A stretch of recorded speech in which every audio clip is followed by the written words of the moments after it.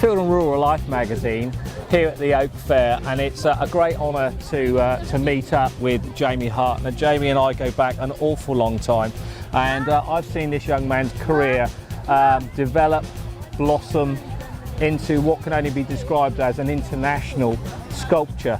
Now, one or two of the pieces that we have here, Jamie, are just absolutely stunning. And how is the day going?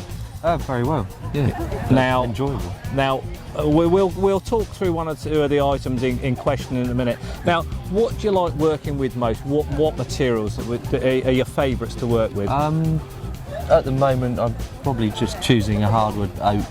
Around the oak sort of works. Anything with a bit of interest in it. And I was going to say some of the items that you've got there have got some superb natural grains to them. Difficult to find these to start with. I suppose I've just had my eyes open for a few years, just looking for. I'd kind of known what I've wanted to make and not necessarily had the time.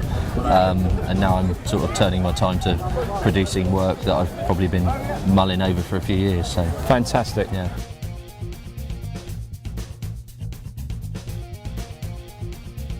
Okay, Jamie, stunning piece. Just explain, what was the inspiration behind this? What happened? A lot of my work, John, is where I sort of spot an interesting piece of wood on a walk or something, and then maybe take permission from the landowner or whatever, and sort of work through, obviously, getting the piece of wood home. A lot of my work starts a lot bigger, big rotten pieces found in streams and whatnot. Yeah.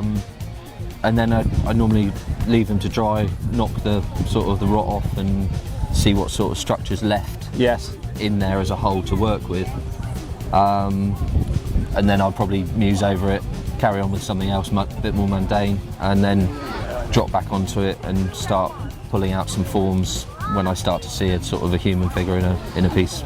So this could quite well be in the studio for a number of days, a number of weeks before the inspiration hits you. Yeah, I've had that sort of around for a while, and then it was that day, it was that piece of wood's turn. So. Well, I have to say, it is stunning. It's a stunning piece. Jamie, again, fantastic piece. Explain a little bit about this.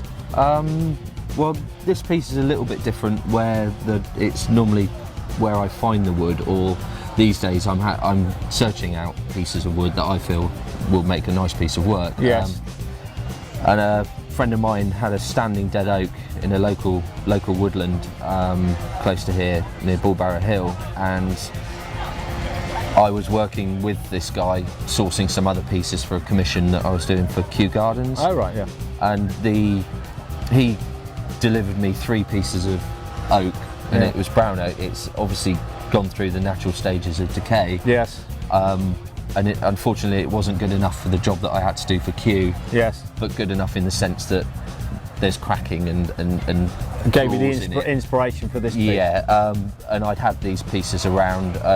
This is the second piece actually out of a series of 3. Right. I've still got a blank, and the first piece was something that I've enjoyed making it, and it's kind of led me into this sort of female form. It's beautiful. Really is a stunning piece. Really, very, very eye-catching. Very tactile. Superb piece. Absolutely superb piece. Well, Jamie, just explain a little about this, because this is a stunning piece. This one. A very rotten but heavy stump when I found it in the ground, and from the density of it I could see that, or just feel that there was a lot of structure. Yes. And the structure that was there, to me, I think, well, that's strong enough to handle some carving. Yeah, it's beautiful. And then as I started playing things off, I realised that I'm left with certain shapes. Yes. Shapes to work with, and then quite naturally a twisted male torso sort of comes out of it. A bit of extrusion here, and it was nice because it's hollow. It works all the way round. Yes. yeah, a really enjoyable piece to make. Yeah, I can understand that. And quite leading in its own sense. Beautiful. And I understand that's been sold today. It has. Yeah, fantastic. Well, I'm sure the new owners are going to be absolutely over the moon with that. It's a stunning piece.